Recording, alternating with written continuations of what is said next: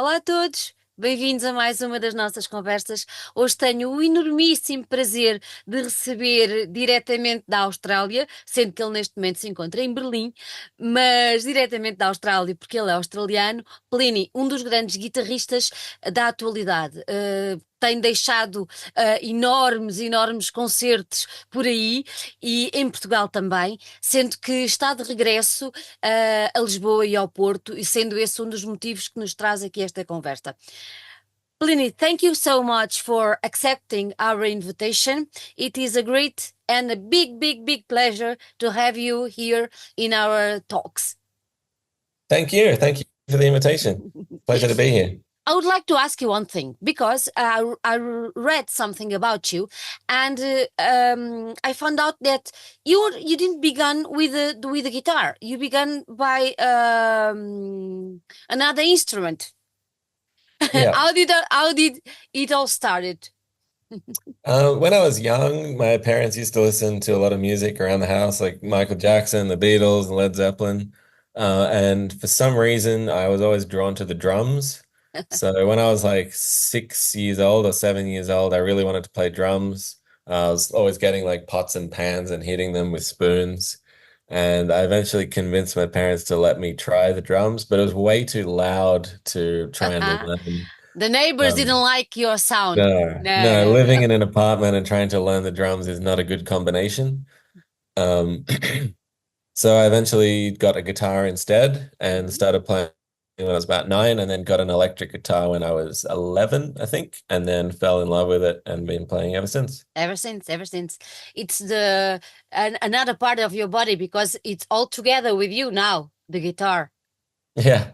Did you learn music or you learn by yourself?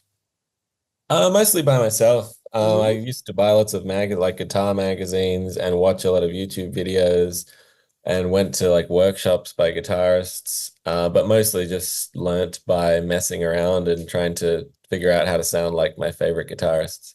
That's a little bit like a punk philosophy. Do it you by yourself. So yeah, I want to learn, I will learn. I don't need nobody else.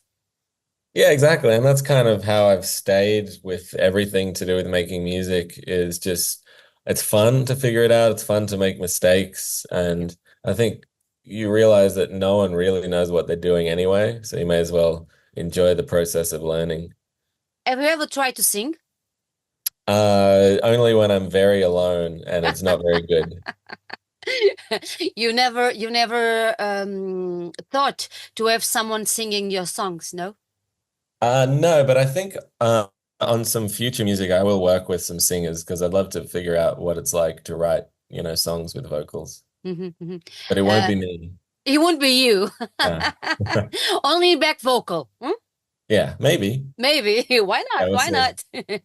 If I ask you what are your main influences, what names do you have to tell us? The first band that I remember being obsessed with, aside from the Beatles, was Dream Theater when I was a teenager. I think that was one of my big inspirations to write music and to like focus on trying to make every instrument as exciting as possible, like not just the guitar. Mhm. And then bands like Meshuggah and Opeth, Steve Vai. And then lately, lots of like electronic stuff and jazz and kind of all over the place. But yeah, that was really the stuff that I loved when I was growing up. Mhm. You maintain the love for a little bit of metal on your veins. Yeah, and I still especially love Meshuggah. We Meshuggah. play a couple of festivals with them on this current tour, and like me and my whole band, that's like what we're most excited for. You were like a fan and a partner in the stage, but then a fan outside the stage. Yeah, exactly. And do you play guitar and you are in the progressive rock, if we can say. Uh, Mhm. um, was that from the beginning, or it was the path that you along the way you find out that this is what my sound, this is what I want to do? Tell me. I think it was a bit of both. When I first started getting interested in guitar playing, I tried to find like who were the musicians and bands that were doing the most interesting stuff or the most advanced stuff on the guitar. And it happened that a lot of that was like progressive rock or progressive metal, as well as jazz, but I wasn't so interested in it when I was younger. So I started when I was trying to like copy these songs or bands and like figure out what made them sound like that. That's the sort of music that I was trying to make. So I guess that was like the foundation for how I think about writing music. But then as time goes on, I start drawing influence from other places. But I think, yeah, when I started, like that sort of music is where I found like the most inspiring stuff. When we listen to you and when you play, nothing fails. It's perfect. Do you practice a lot, I suppose? I guess so. I mean, when I'm recording, I'll spend hours and hours like trying to make sure that it's perfect or sounds how I want it to sound. And then when we're practicing for a tour, like everyone in the band puts in a lot of work to make sure they know all the songs really well. Um, but I mean, I would typically like to do the least amount of practice possible for it to still sound good. A little Uh, bit rough? yeah, it's still human. Still human, not a machine. Yeah. How do you characterize your method composition? Is it very theoretic, very practical? How do you characterize it? It's a little bit of both. I never really studied like composition formally, so I kind of made up the rules as I went along. But I guess I've figured out certain things or like noticed certain things in other songs that I like that tend to work. Like if you have something like a chorus, you probably want to repeat it again, like at the end of the song, so the listener has a cohesive experience. So there's stuff like that that I'll just do, but then the more I do something, also the more I want to try something else. So I might see like what would it be like to write a song where nothing ever repeats. Um, and then maybe that's like too chaotic. So kind of find a balance. So it's kind of I am quite analytical, but also I try to break the rules as much as possible too. That's why your sound is so specific, so yours. Maybe, yeah.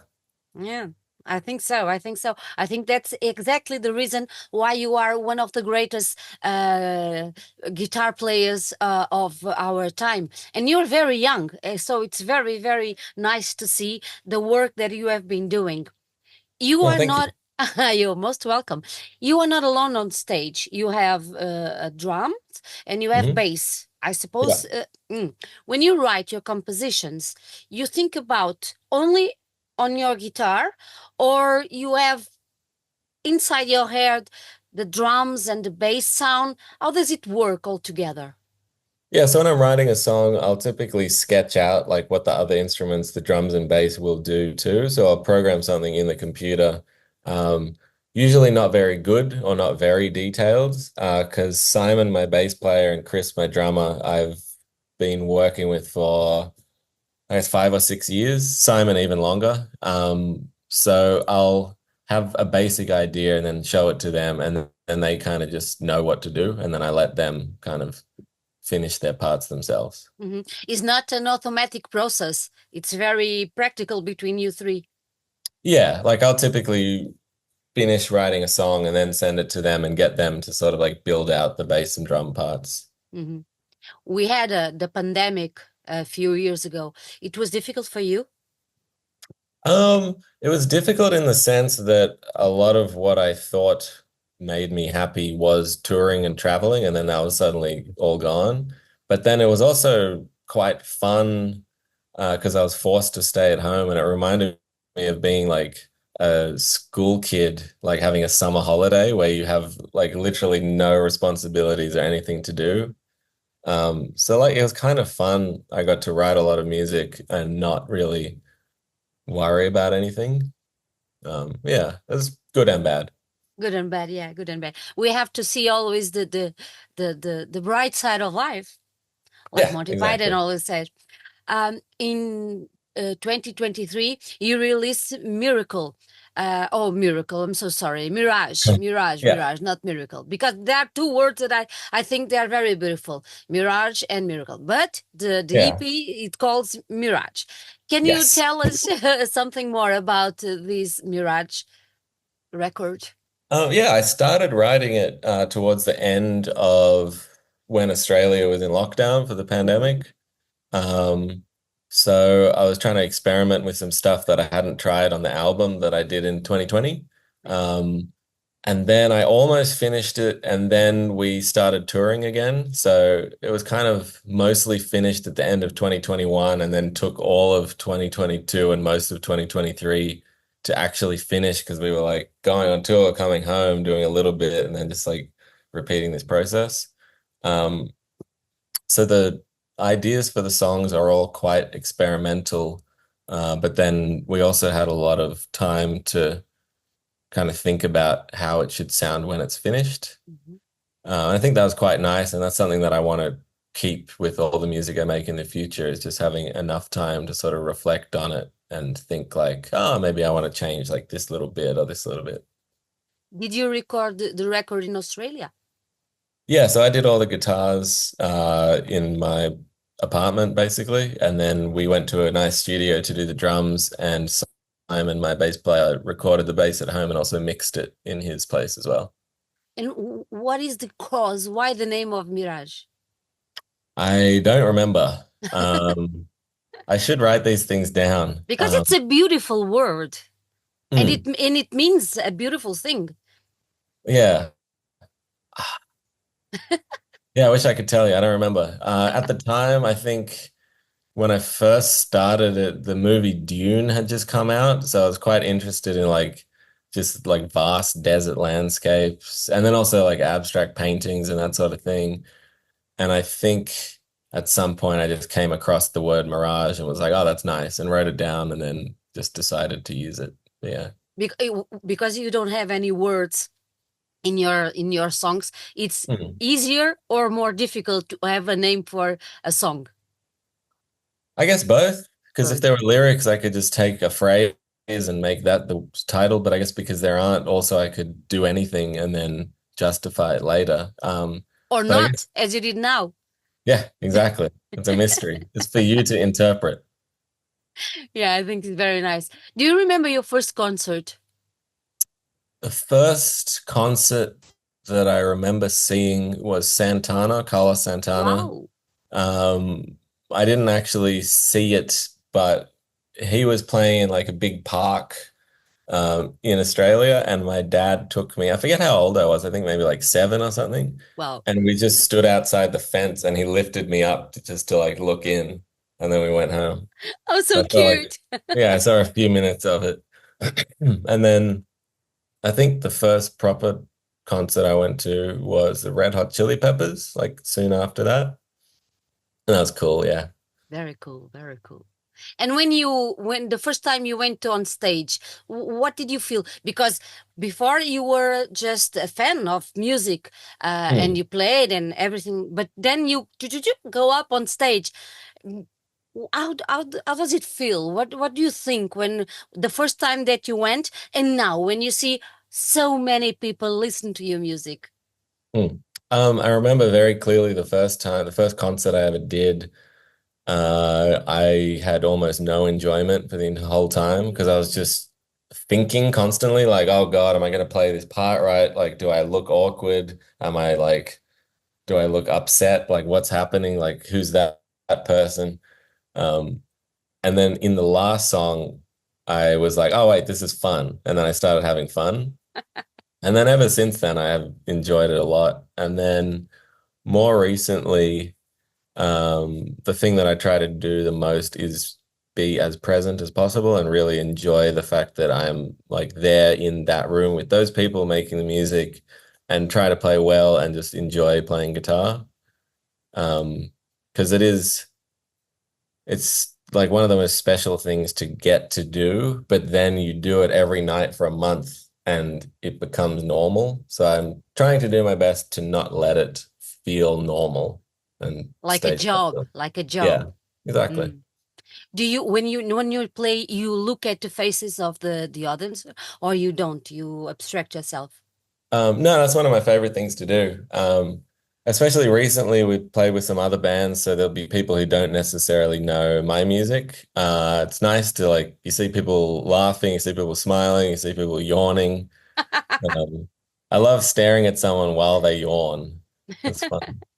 Now you have two concerts booked in Portugal, but it Yep. is not your first time in Portugal, right? No, it'll be the third time actually. We played a festival. I forget the name of the town, which I should remember, but we played in 2022, the Hmm. Comendatio Festival, and then last year played in Lisbon and Porto, and then coming back. You have good Yeah, memories of those concerts in Portugal. yeah, they were great. I remember the venues were great, the crowds were great. Getting to be in Portugal was awesome. It was like some of the nicest, just like being a traveler experiences, walking around and eating. Yeah, I can't wait. Have you ever been in Portugal before you come here to play or not? No, never. Never, never. Yeah, It's very different from Australia, not?